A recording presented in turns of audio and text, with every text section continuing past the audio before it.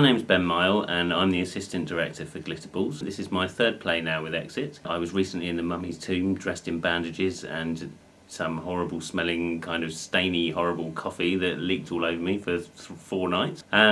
I got involved first of all with Exit because I was out in Gran Canaria with Joe and David and we were sitting in a show bar called Sparkles. David was talking about how he wanted a warm-up act for his last performance, Richard Trudy. Whilst we were sat there, we were watching the drag queens and I suddenly came up with the bright idea that I might do a warm-up act as Miss Felicity Foregone. I've never actually done any acting at all before that point, so it was an entirely ridiculous idea and probably the most terrifying thing that I've ever done. But really that was the birth of the Exit drag obsession, which has now culminated in this recent play.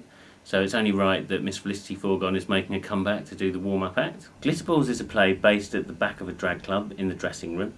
There's a character called Mike who you'll get to see a little bit more of in his biog, no doubt. He has got a dark secret and things turn very nasty when he starts to fulfil his role, shall we say. Well, I think Felicity is a multitude of characters, really. She definitely thinks more of herself than perhaps she should. She kind of clings to this idea that she's quite a celebrity and probably a little more deserving than anywhere she actually is.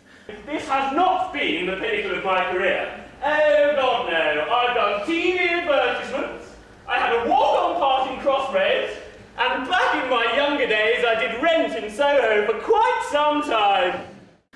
She's quite posh and pretentious, I think, and quite bitchy. Have you all had a chance to purvey the facilities? What do you think, madam? Is it your sort of place? Absolutely. Absolutely, yes, I thought you looked a bit cheap. So I think she's just made up of a whole bunch of people that I've met over the years. I wouldn't like to name any of them because it might be a little bit offensive, but there's certainly a few old characters in there. Well, one of the things about doing drag is that I didn't realise until the very first second of the very first night I did it was that however terrified I was, as soon as I looked at the audience or moved anywhere near them or talked to anyone, I suddenly realised that they were much more frightened of me than I was of them. So from that moment on, it's really a confidence trick to make sure that you don't show any cracks and make sure that they remain terrified of you and don't see that you're terrified of them. And that's pretty much what I did. The dance routines were absolutely fantastic and hilarious. And I think mainly it was because me dancing around in a pair of heels as a woman was funny enough, if not for the fact that one of your family members or friends was also prancing about like a complete idiot. And yeah, I think everyone had a really good time.